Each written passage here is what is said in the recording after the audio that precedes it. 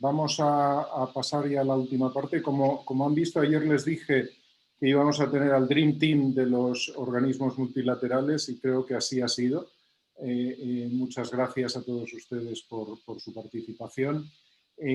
Yo creo que un curso como este, con el alto nivel de todos los asistentes, el nivel de atención que han seguido todos ustedes, por el número de inscritos, por la gente que ha participado, enviándonos sus preguntas, sus sugerencias, por los ponentes, los magníficos ponentes que hemos tenido. Yo creo que no podía tener mejor cierre que contar con el ministro de Inclusión y Seguridad Social del Gobierno de España, don José Luis Escrivá. Es un auténtico honor tenerle hoy aquí pronunciando las palabras de cierre. Don José Luis Escrivá es ministro de Inclusión, Seguridad Social y Migraciones desde comienzos de este año 2020. Ha tenido que lidiar con todo tipo de problemas derivados del COVID, además de los que ya venía a resolver, todos los que se le han añadido. Ha tenido una gran trascendencia en España al ser el primer presidente de la Autoridad Independiente de Responsabilidad Fiscal, donde todos los trabajos que esta institución ha realizado han sido desde un punto de vista técnico y objetivo impecables. El señor Escrivá inició su trayectoria en el Banco de España, donde ha tenido diversos puestos en el ámbito del servicio de estudios. Ha estado también en Europa como asesor del Instituto Monetario Europeo. Fue nombrado jefe de la División Política Monetaria del Banco Central Europeo. Estuvo en Frankfurt durante una buena parte de su carrera profesional y también fue director para las Américas del Banco Internacional de Pagos de Basilea. Ha compatibilizado su trayectoria pública con el trabajo en instituciones privadas como BBVA, donde ha estado al cargo del servicio de estudios y ha sido también Managing Director del área de finanzas públicas. Es licenciado con Premio Extraordinario de Licenciatura en Ciencias Económicas por la Complutense de Madrid. Tiene estudios de posgrado en Análisis Económico y en Econometría en el Banco de España y es autor de numerosos artículos y trabajos de investigación. El señor ministro, muchísimas gracias por su presencia y tiene usted la palabra. Muchas gracias a vosotros. ¿Me oís bien, no? Perfectamente. Sí. Muy bien. Pues nada, antes de nada agradecer a todos, al BID, a la London School of Economics, a IOS y a Novaster, a los organizadores, por su amable invitación para que hoy pueda yo participar y clausurar este curso tan denso y tan relevante. Y pensando un poco dónde podría estar mi contribución a esta conferencia, pues hemos tenido, digamos, la suerte, la coincidencia de que acabamos de cerrar en España digamos, una etapa dentro de lo que es una reforma del sistema de pensiones. Hemos cerrado esta semana, de hecho, hemos cerrado lo que es la fase parlamentaria, una parte importante de la fase parlamentaria. En España hay una tradición, y que yo creo que es muy sana, de que las reformas de pensiones se consensen mediante y para eso hay una comisión que se llama la Comisión del Pacto de Toledo, que es bipartisan, donde están todos los grupos, de tal forma que las reformas de pensiones en España, y esto arranca del año 1995, que han suscitado consenso dentro del Pacto de Toledo, han sido las que han perdurado más y las que han dado más estabilidad y sostenibilidad al sistema. Reformas que no han tenido el consenso, que se han decidido adoptar unilateralmente, pues no han despegado. El Pacto de Toledo establece que cada 5 años debe renovar sus recomendaciones al Ejecutivo, pero desgraciadamente desde el año 2010 esto no había ocurrido y acaba de ocurrir. Bueno, acaba de ocurrir, para los que para conocer los detalles, la comisión parlamentaria es una comisión parlamentaria no legislativa, acaba de elevar sus recomendaciones, 21 recomendaciones, al Pleno del Congreso de los Diputados en España, con una mayoría abrumadora, el apoyo de los dos principales partidos, el Partido Socialista y el Partido Popular, y gran parte de los partidos, y el Pleno del Congreso tiene que votar estas recomendaciones en las próximas semanas y elevarlas al Gobierno. Yo creo que el enorme apoyo que ha habido en la Comisión anticipa pues exactamente un resultado parecido en el Pleno del Congreso y además yo creo que establece un marco interesante para que nosotros empezamos a legislar. Una vez que el pacto eleve a definitiva sus recomendaciones, corresponde al Ejecutivo volver al Parlamento ya con normativas legislativas concretas que den satisfacción al pacto y que obtengan, digamos, ya en textos normativos concretos y legislativos las reformas que nos están planteando y los cambios en el sistema de pensiones. Por lo tanto, una primera reflexión que yo haría desde la experiencia española, que es más una economía política, es en un tema tan sensible como las pensiones, con independencia o además del rigor técnico que por supuesto tienen que tener todas las reformas, tienen que suscitar un consenso elevado. Tienen que suscitar un consenso elevado y hay que combinar ambos elementos. En España hemos tenido una mala experiencia reciente, que es la reforma del 2013. Es una reforma que no pasó por el Pacto de Toledo, que un gobierno con mayoría absoluta en ese momento, coyunturalmente, es una situación no habitual, pero el gobierno con mayoría absoluta decidió llevar adelante una reforma de pensiones sin consenso y realmente no llegó a desplegarla.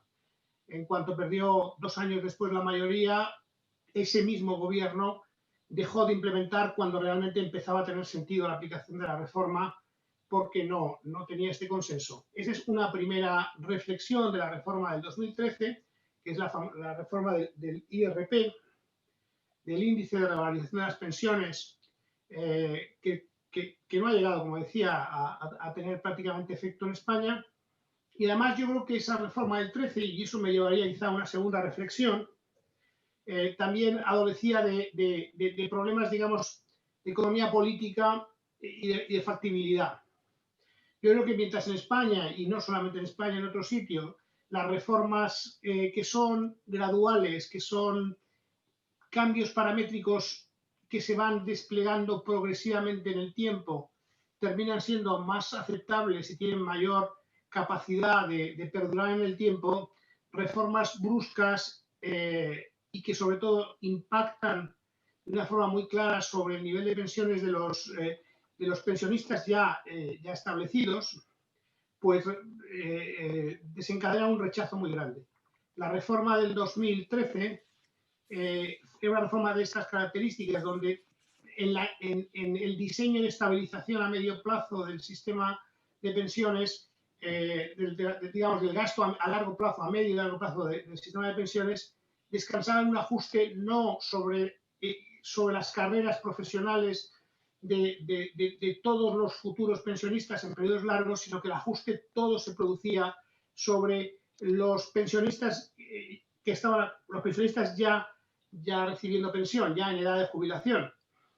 Esto, aparte de un elemento, yo diría, de equidad muy importante, pues supuso que realmente la reforma no llegara a aplicarse y el propio gobierno que la puso en marcha la paralizó y en este momento está en suspenso, pendiente de que se sustituya por otro esquema. Yo creo que esta es otra lección importante que me gustaría marcar, porque ese es un mecanismo que nunca va a triunfar. Aparte de que, insisto en el elemento de equidad, yo creo que, y que por lo que he visto en alguna de las reflexiones que han tenido, ha salido a colación en alguna de las presentaciones que he podido ojear, porque realmente cuando de forma sobrevenida, sin avisar, digamos, o sin capacidad de reacción, uno plantea un ajuste sobre el nivel de pensiones y una pérdida importante de poder adquisitivo, que es lo que suponía la reforma del 2013, sobre pensionistas ya con 75 años, con 80 años, sin ninguna capacidad de reajustar su flujo futuro de gastos, dado su edad y su situación, Esto no es justo. Yo creo que no es la forma de hacer un ajuste. Y ese es un problema de la reforma del 2000, uno de los problemas del 2013. El otro problema que tiene la reforma del 2013 es que no se sustentó en proyecciones a medio y largo plazo suficientemente bien elaboradas. Yo creo que tenemos un problema, por ejemplo, descansaron en proyecciones que nos vienen, espero que no haya muchos demógrafos entre los que estamos aquí, pero las proyecciones que nos vienen de los demógrafos de población y que son fundamentales, no solamente de población, sino de todos los elementos que determinan una proyección a medio plazo de pensiones, suelen tener un elemento determinístico que no endogeniza elementos centrales en lo que van a ser las proyecciones. Entonces, y tienen un nivel de corrección brutal. Básicamente es una extrapolación simple. Yo lo que he visto de todo lo que nos viene, y eso se extiende a proyecciones que hacen organismos internacionales, incluso a nivel... no hay un trabajo multidisciplinar fuerte detrás de las proyecciones de poblaciones centrales que se manejan en el mundo en general, y tienen un componente de proyección relativamente determinístico de las tendencias más recientes. Esto hace que para proyecciones a muy largo plazo pues tiendan a fracasar, como uno comprueba. Por poner un ejemplo, las proyecciones, por ejemplo, que se hicieron de población en España y de población de trabajar en los años 90 suponían pues una caída de la población, incluso en España ya en los años 2000, 2000 y pico, justo en un momento en el que España hubo un boom económico. ¿Qué es lo que ocurrió en España? Pues que se produjo todo ese endógeno y entonces sobre todo se produjo una entrada de inmigrantes muy importante, 7-8 millones para una población de 40 en ese momento. La población española saltó de 40 a 48 millones en menos de una década y aquellas previsiones de pensiones que suponían que el sistema iba a estar quebrado pues a mediados de los años 2000, resultó que es uno de los momentos en que el sistema estuvo más holgado desde el punto de vista de ingresos, porque el aumento de la población activa y la población de trabajar en un contexto de crecimiento económico no respondió a proyecciones determinísticas sobre las tendencias de los años 90, sino que si realmente hubo en ese momento una necesidad de oferta de trabajo, pues esa vino de fuera y ampliamente. Este es un elemento más de endogenización. Hemos visto en otros sitios cómo la tasa de natalidad es también endógena. Esto no es un ajuste de corto plazo, pero la endogenización en los comportamientos o en las políticas que terminan estimulando la natalidad determinan que las proyecciones de población hechas a muy largo plazo con proyecciones puramente desde el lado, digamos, poblacional, que no incorporan cambios de comportamiento económico, cambios de comportamiento asociados a la función de reacción, que lógicamente se materializa cuando tienes el riesgo de una pérdida importante de población a la de trabajar, pues termina funcionando. Esto hace que cuando uno haga proyecciones de población para determinar la sostenibilidad de un sistema de pensiones, tiene que haber detrás un equipo multidisciplinar, no solamente tiene que haber demógrafos, tiene que haber economistas, tiene que haber sociólogos, tiene que haber modelos que tengan más elementos de equilibrio general. Y eso es lo que ha ocurrido. Cuando uno hace ese tipo de análisis en España, pues lo que se encuentra es que efectivamente a partir del año 2025 aproximadamente, que es cuando España empieza a tener los baby boomers en una situación realmente, empiezan ya realmente a jubilarse, vamos a tener un aumento sensible del número de jubilados. Y cuánto va a ser, digamos, la dimensión del problema desde el punto de vista del aumento de gasto en pensiones, pues va a depender muy mucho de cómo vaya a reaccionar la economía. Si decidimos ser japoneses y de una economía japonesa, aunque ya incluso Japón ya empieza a ser menos japonés, pues asumiríamos una pérdida de fuerza de trabajo extraordinaria, porque no queremos de nuevo una ola de migración o las políticas que lleven a un aumento de la fecundidad, y decidiríamos empobrecernos y, por lo tanto, en ese caso las proyecciones de pensiones, las proyecciones que han estado dominantes, por ejemplo, cuando España se hizo la reforma del 2013, tendrían razón.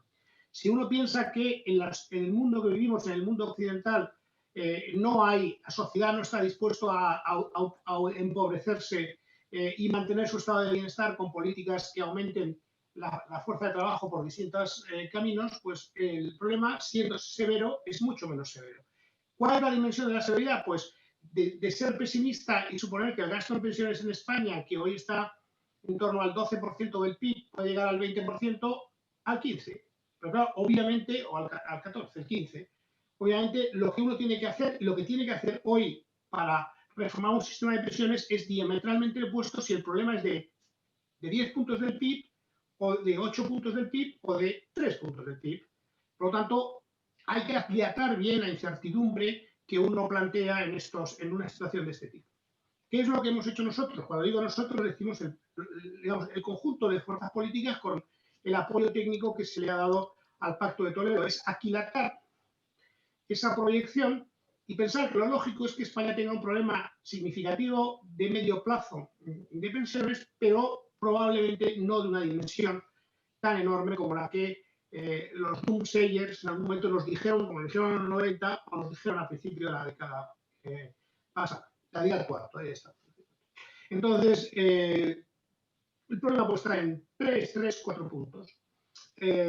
Y ahí, sobre lo que nosotros hemos estado, 3 puntos, yo diría, sería una buena estimación, 4 puntos. ¿Por qué? Porque España tiene un sistema de pensiones que, a diferencia de, y precisamente por la acción del Pacto de Toledo, en esas 3 reformas, España, aunque tenga, es decir, el gran problema, digamos, de sostenibilidad de los sistemas de pensiones en algunos países europeos, sobre todo el ámbito mediterráneo, pero también Francia, tiene que ver con la convivencia, la persistencia de niveles de pensiones muy privilegiados. Con lo cual, aunque tengas una pensión media, tienes colectivos y muy privilegiados con sistemas de pensiones pues muy generosos. Nosotros ese problema no lo tenemos, aunque tengamos un nivel de generosidad medio razonable, pero no tenemos ese añadido de pensiones tan altas porque se fueron eliminando justamente en distintas reformas anteriores, con lo cual ya no quedan. Prácticamente no quedan ese tipo de regímenes. Eso no dice que no tengamos un problema, pero nos da una cierta facilidad para abordar el problema. España sí hizo una reforma, yo creo, muy interesante, de las que tienen más capacidad para triunfar en el tiempo, con acuerdo del ámbito político en el año 2011, con el Pacto de Toledo del 2010, donde introdujo 3 reformas paramétricas que se han ido desplegando progresivamente. La primera reforma es aumentar la edad de jubilación hasta los 67 años, de los 65 a los 67 años, en un periodo que va desde el año 2013 hasta el año 2027. En 15 años es el periodo en el que esto se está corrigiendo. Ya llevamos bastante avanzado y estamos notando, obviamente, que la edad de jubilación pues, se va acercando a los 67 años progresivamente. La segunda reforma fue ampliar el periodo de base de cálculo para la pensión, que era de 15 años, y progresivamente se va ampliando para hacer el sistema más contributivo hasta los 25 años, que terminarán el año 2022.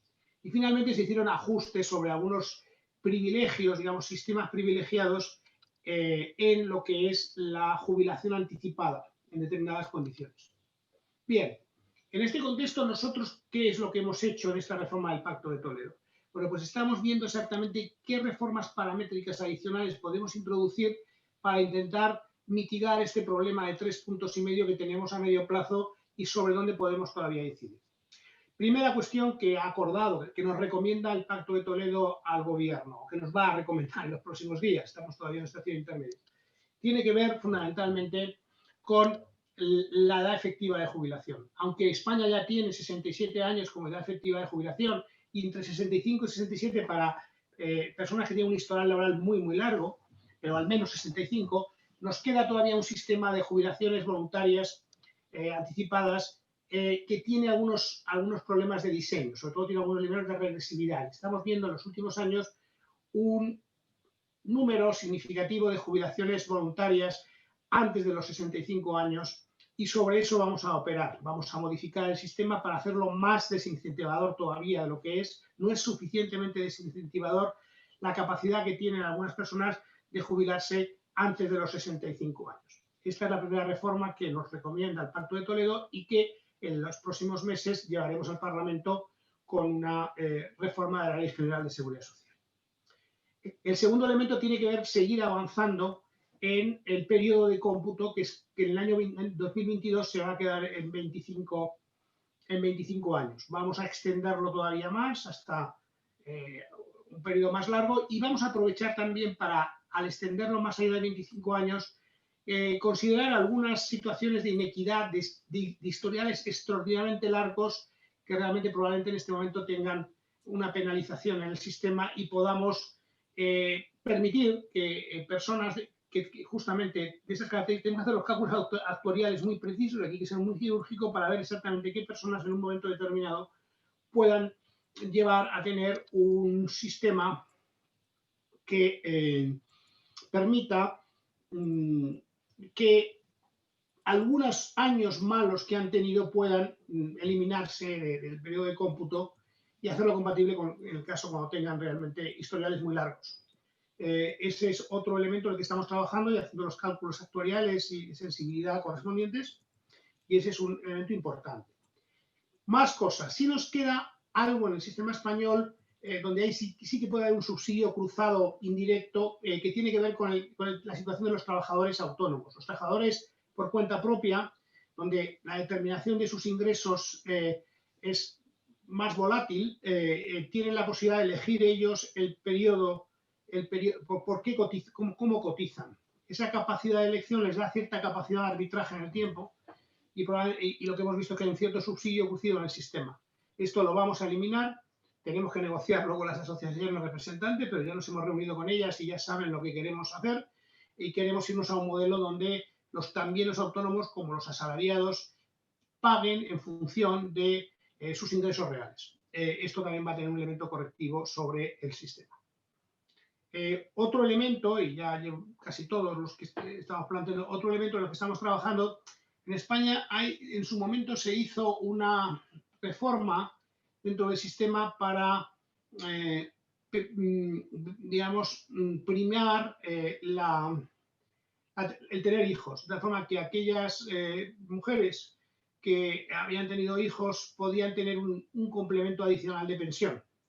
Esto ha tenido un reto, ha sido, digamos, rechazado por los tribunales europeos, de hecho, por el Tribunal Europeo, porque discrimina a los hombres y se considera que es ha habido hombres que han recurrido, que también querían tener esa pensión, porque también tenían hijos, y entonces, pues al final hemos tenido que reconocer ese beneficio de pensión también no solamente a las mujeres y a los hombres que tienen pensión, y esto genera pues, un gasto adicional significativo del sistema a medio plazo.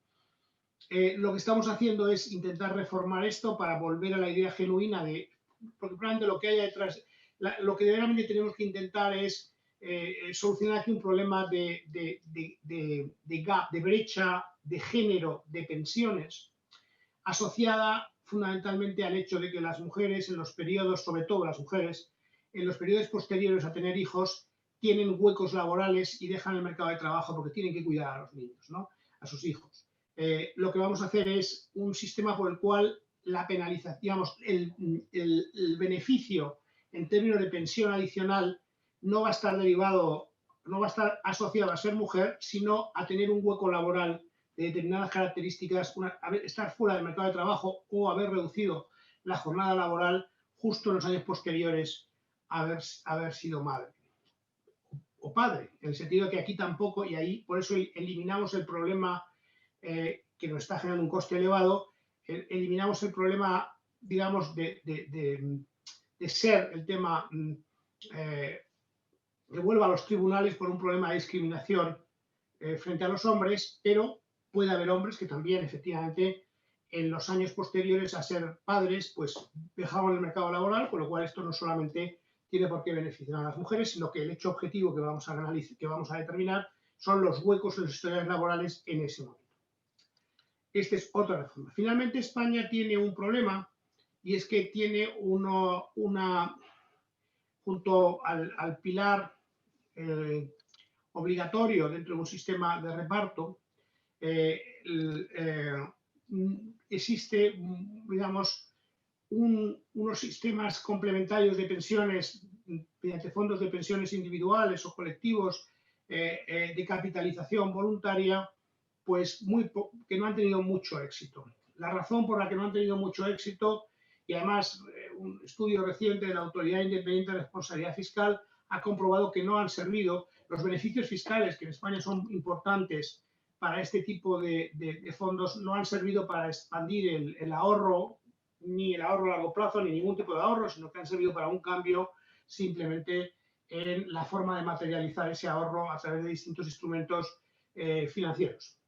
El tema tiene que ver fundamentalmente con la fiscalidad y con la falta de competencia del mercado.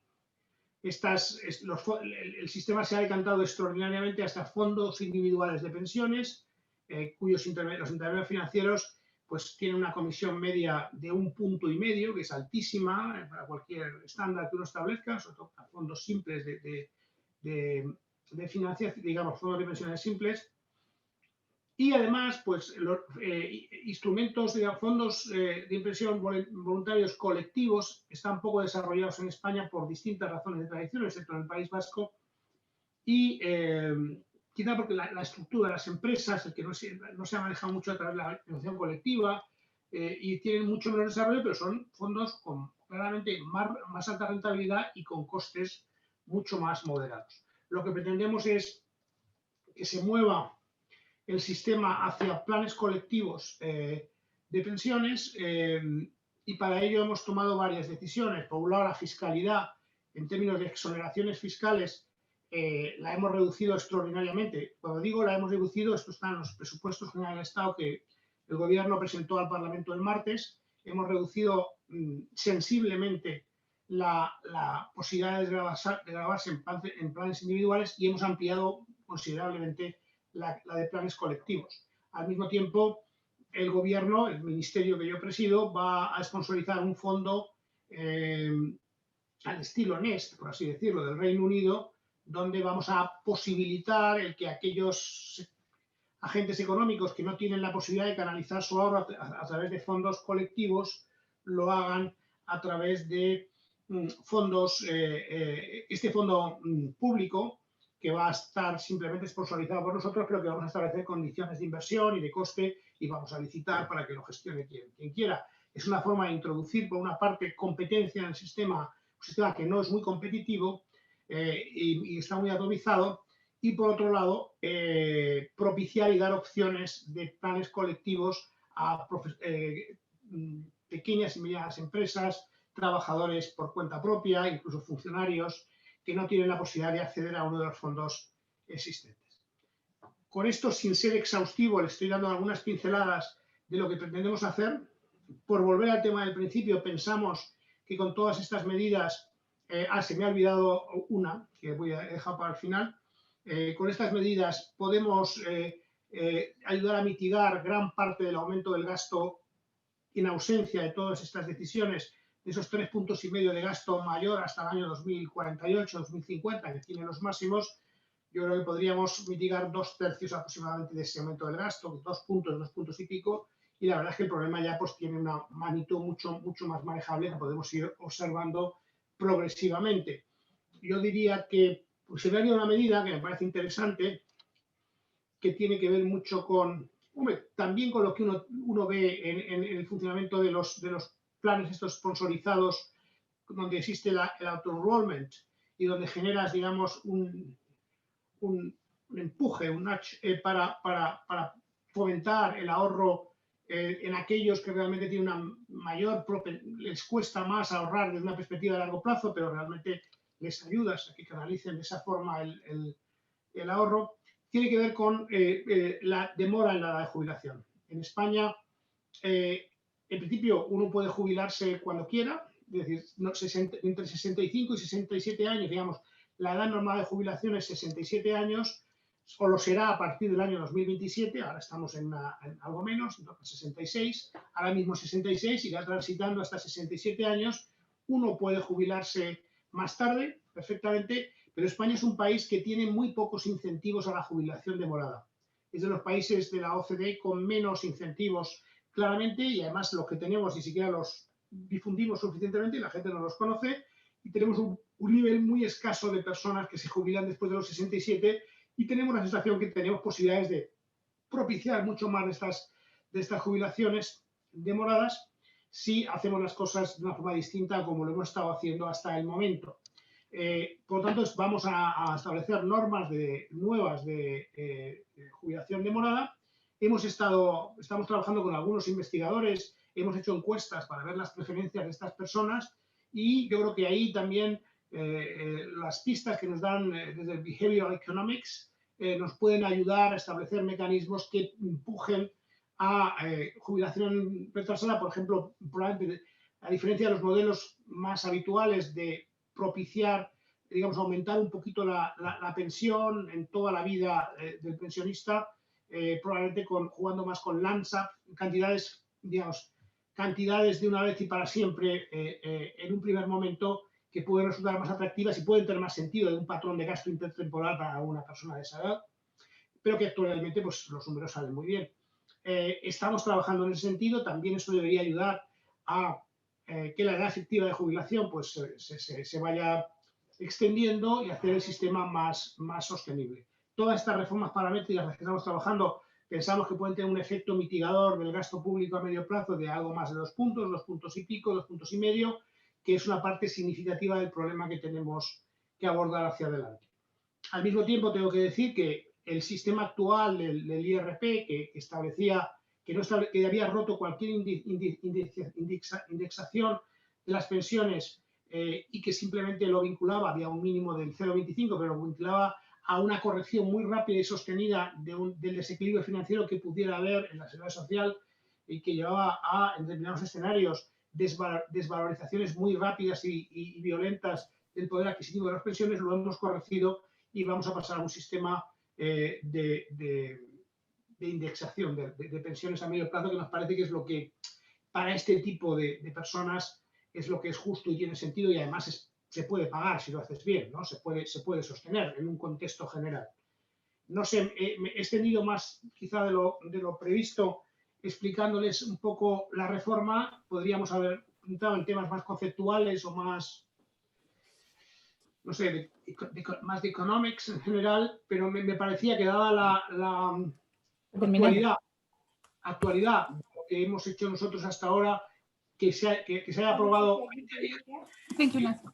presupuestos generales del Estado, los haya marcha ya algunas decisiones justamente también el martes y que además en el contexto del plan de recuperación y resiliencia con las autoridades europeas estamos discutiendo además todas estas reformas estos días, pues actualizarles a ustedes cuál es la situación en España probablemente era el mejor uso que podía hacer yo de esta media hora en esta clausura. Pero no haberme equivocado, pero en cualquier caso lo he hecho con la mejor de las intenciones desde el punto de vista de lo que puede ser más interesante en este momento, pero entiendo que estoy a su disposición para cualquier cosa. Gracias. Gracias a usted, señor ministro. No, ha sido fantástico porque yo creo que más oportuno no podía ser en este momento hablar de lo que va a ser, yo creo, una revolución en España. Por fin vamos a tener una reforma en nuestro sistema de pensiones que seguramente nos va a dar tranquilidad a muchos en el futuro. El señor ministro nos permite, que debo decirles que en una clausura no es habitual, pero ha tenido la amabilidad de aceptar algunas preguntas y discúlpeme, pero no le vamos a dejar escapar sin hacerle un par de preguntitas, si nos permite. Por una parte, bueno, de verdad, oír hablar a un ministro de mi gobierno de Behavioral Economics y de Nudges, no le puedo decir lo que me alegra, ¿no? En este curso hemos hablado muchísimo de economía del comportamiento. En ese sentido, ¿cómo entiende usted que el gobierno puede utilizar la economía del comportamiento para que los ciudadanos en general tomen mejores decisiones para cubrir sus pensiones? Bueno, he puesto un ejemplo, en lo que estamos haciendo ahora en términos de, lo repito, de pensión demorada. Nosotros pensamos que, aun siendo probablemente actuarialmente equivalente, puede haber una preferencia fuerte por recibir un pago lump sum justo en el momento de la jubilación a recibir un incremento que se va a distribuir completamente en el tiempo a lo largo de toda tu vida como jubilado. En principio, incluso podría ser, desde el punto de vista de la sostenibilidad del sistema, más favorable el lump sum que el incremento progresivo. Pero bueno, la preferencia por el corto plazo en este caso, y además probablemente tenga sentido que uno pues con 67 años pueda hacer más uso de esos fondos adicionales que a lo largo de su vida hasta la esperanza de vida o cuando terminen, pues es una forma de dar un empuje que lo que nos interesa a nosotros es que haga que la gente, si pensamos que hay un buen número de personas que ya por la salud, por las mejoras en la salud y por la propia situación del mercado laboral que hay en España, debe posibilitar carreras laborales más largas, más allá de los 67 años. Es la búsqueda de ese tipo de estímulos, incentivos, donde yo creo que podemos estar digamos, en la frontera de lo que sería behavioral economics, claramente. Por supuesto, mecanismos de auto-enrollment, todo lo que vamos a, en el diseño, en el diseño que vamos a hacer de este fondo público sponsorizado para pensiones complementarias, tendremos muy en cuenta todo lo que nos viene de ese mundo a la hora de caracterizar el fondo y las oportunidades de inversión que vamos a plantear a los potenciales partícipes. Yo creo que esas son dos áreas en las cuales claramente esto es así. Le voy a poner otro ejemplo que no es del ámbito de pensiones, pero sí que es el ámbito del ministerio, que es relativamente innovador, yo creo, en todo lo que ha sido la crisis de la pandemia en el mercado laboral, ¿no? Pero bueno, puede tener que ver con las cotizaciones sociales y por eso indirectamente tiene que ver con la financiación de las pensiones, que es lo que hemos estado haciendo nosotros y seguimos haciendo durante todo este periodo de la pandemia, que tiene que ver con las exoneraciones que estamos haciendo a las empresas que se ven afectadas de una forma muy importante por las restricciones administrativas que se derivan de la lucha contra la pandemia. Nosotros, bueno, tenemos de hecho hoy un dato, hoy se ha publicado el dato del Producto Interior Bruto de España, con un crecimiento del 17, casi del 17% en este tercer trimestre. Ha cogido a mucha gente por sorpresa, pensaba que no era tan grande. Nosotros, que vamos viendo los datos del mercado laboral día a día, no nos ha sorprendido. Sabíamos que había habido una enorme activación del empleo en el tercer trimestre del año y nosotros pensamos, aunque digamos el test de verdad habrá que hacerlo ex post, tiene que ver con cómo hemos diseñado los mecanismos de lo que aquí en España llamamos ERTES, los mecanismos, en Alemania se llama Kurzarbeit o los Furlough en inglés, los planes transitorios, los planes transitorios para mantener el empleo en aquellas empresas que no pueden abrir y se produce digamos, una exoneración de las cuotas a la seguridad social y se le da una ayuda a los trabajadores en una situación en que están cerradas por una fuerza mayor. Lo que nosotros hemos hecho es, ¿por qué es Behavioral Economics? Es establecer un mecanismo que al principio desconcertó a las empresas, pero que yo creo que ha sido muy útil, que es, sobre todo porque hemos estado en un periodo, una vez pasado el periodo más duro del lockdown, de los cierres, hemos estado en situaciones más grises desde el punto de vista de si abrir o no abrir. Ya no, la demanda era menor para las empresas, pero más bien el cálculo sobre si abrías o no o reactivamos la actividad tenía que ver con tu previsión sobre cuál va a ser tu demanda en los próximos 3 meses, por así decirlo. Y era una situación incierta. Y ahí probablemente lo que te podías encontrar es empresas o empresarios que decidieran, bueno, yo voy a quedarme aquí cerrado, tengo una buena exoneración, el subsidio que me están dando nos permite aguantar y no tomo riesgo. Nosotros queríamos, durante ese periodo que va de junio hasta ahora prácticamente, queríamos que hubiera risk takers, ¿no? Gente que realmente se activara antes y asumiera riesgo. Entonces, ¿qué es lo que hemos hecho? Lo que ha estado vigente en España. Si una empresa exonera, es decir, una empresa activaba a un trabajador que habían quedado, digamos, subsidiados y parados, si esa empresa activaba a ese trabajador, le íbamos a dar una exoneración mayor que si no lo activaba. Por lo tanto, estábamos introduciendo un estímulo muy fuerte a la activación. En la duda, si usted es un bar y tiene 2 camareros y, pues, y está dudando si activa uno, ninguno, me quedo cerrado. Bueno, si activa uno y a otro no, al que active le voy a exonerar más el coste laboral asociado al 33%, que son las condiciones sociales, que al que tenga desactivado, que a lo mejor le estoy exonerando al 50%. Estoy un poco simplificando. Y si activa los dos, pues mucho mejor. Y si no activa nadie y se queda parado, le voy a subsidiar menos. Este dilema al que se han enfrentado las empresas en España durante todo este periodo ha sido habitual, y el que tengamos, a pesar de que España ha sido un país más impactado claramente por la pandemia, por la dimensión y por la estructura productiva en el sector servicios y de turismo, nos está dando resultados de activación del 84% de todos los trabajadores que estaban bajo esos esquemas, que son superiores a los que estamos viendo en países que realmente en principio pues estaban, en principio debían estar menos afectados. Yo creo que este juego de estímulos y de incentivos y de empujes ha funcionado muy bien en España, y por lo que yo he visto, ningún país del entorno europeo ha hecho algo así. Sin duda, la aplicación de la economía del comportamiento con los casos tan claros que usted nos ha explicado es algo que se puede extender. Yo me atrevo a sugerirle que plantee en lo posible que esto que están haciendo ustedes pudiera extenderse a través, pues tal vez, de una oficina conductual del gobierno, como están haciendo otros países, donde Sí, esto está funcionando de una forma excelente.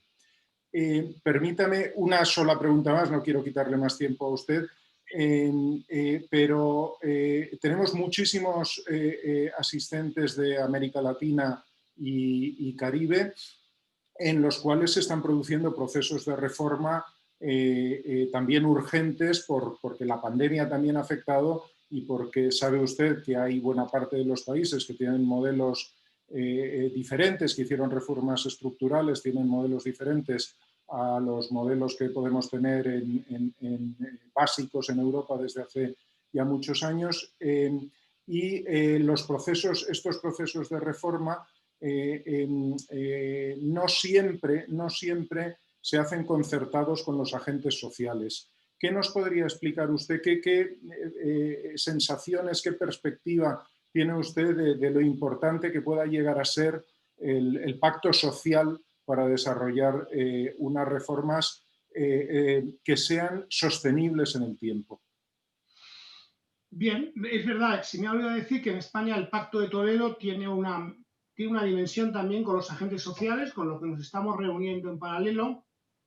Nosotros, y esto lo han entendido bien los agentes sociales, han entendido que primero hacía falta el acuerdo político, el marco político de referencia, y que después probablemente la parametrización concreta y los detalles había que discutirlos con ellos. Yo creo que es muy importante llegar a un acuerdo con los sindicatos, con los representantes de los trabajadores y de los empresarios, involucrarles en la sostenibilidad del sistema claramente.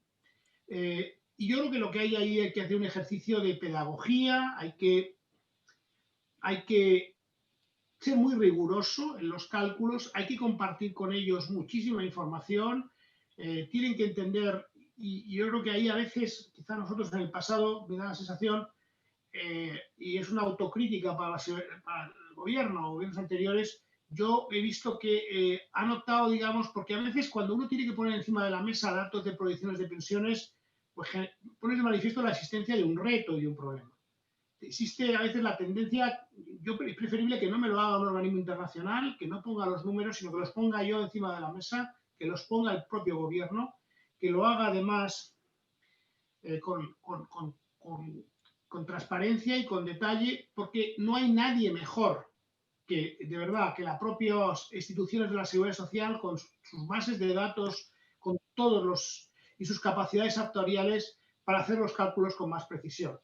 y sobre todo si incorpora equipos multinacionales. Tengo que dejar el espacio a terceros, ya sea del sector privado, ya sea de organismos internacionales, pues que también deben estar, pero tú tienes que tomar el liderazgo en lo que es la transparencia y los datos del problema. Cuando a ti te ven realmente como que el problema, y tú eres el que transmites y no ocultas la naturaleza del problema, esto al final termina siendo pays off, ¿no? Esto al final te da liderazgo y te permite buscar complicidades hacia adelante. Bueno, yo si me preguntan dentro de 6 meses les diré qué tal nos ha ido.